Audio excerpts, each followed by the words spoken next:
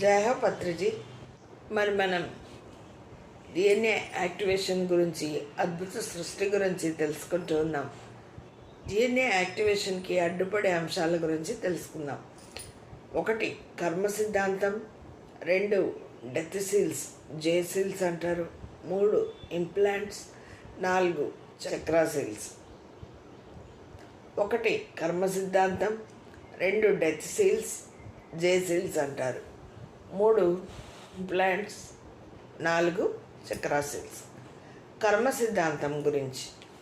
కర్మ సిద్ధాంతంలో మనం ఏ పని చేస్తే ఆ పని దానికి తగిన ఫలితాన్ని పొందుతాము అనడానికి ఇక్కడ మేడం చూడండి ఒక డయాగ్రామ్ ఇచ్చారు, చూసారా?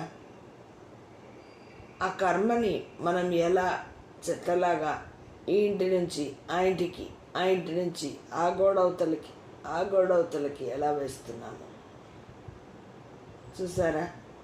మనం ఏ పని చేస్తే ఆ పనికి తగిన ఫలితాన్ని పొందుతాం. పక్కింట్లో చెత్తేస్తే మన ఇంట్లోకి చెత్తే వస్తుంది అని.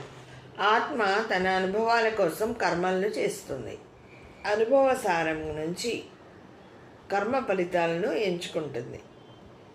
ఇవన్నీ ఆకాశిక్ రికార్డ్స్లో ఎప్పటికప్పుడు నమోదవుతూ ఉంటాయి. పైన ఈ నమోదైన కర్మ విశేషాలను విశ్లేషించి సమగ్రపరిచి జీవి యొక్క తర్వాత దశ కోసం అందజేయడం జరుగుతుంది. మనం చేసే పనులకి అక్కడ ఆకాశిక్ రికార్డ్స్లో స్కెచ్ నడుస్తూ ఉంటుంది.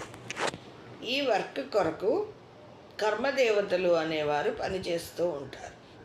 వ్యక్తి తన ఆత్మ ప్రయాణాన్ని సరిగా కొనసాగించడానికి కర్మ సంబంధం ఉన్న వారికి ఆ విధమైన అనుభవాలను ఇస్తూ, తాను నేర్చుకుంటూ నేర్పుతూ తన 3వ పరిధి జీవితాన్ని ముగించుకొని ఉన్నత పరిధులకు ఎదగవలసి వస్తుంది. మనం ఇప్పుడు ఈ 3వ తలంలో ఈ పరిధిలో జీవితాన్ని ముగించుకొని ఉన్నత పరిధులకు ఎదగవలసి వస్తుంది.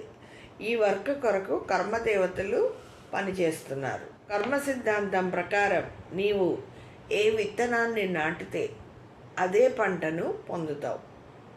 మనం ఏ గింజ వేస్తే అదే వృక్షం వస్తుందండి. మామిడి చెట్టుకి మామిడి టెంక నాటి మరి జామ పండ్ల కోసం చూస్తామా? మామిడి చెట్టు వేస్తే మామిడి చెట్టే వస్తుంది.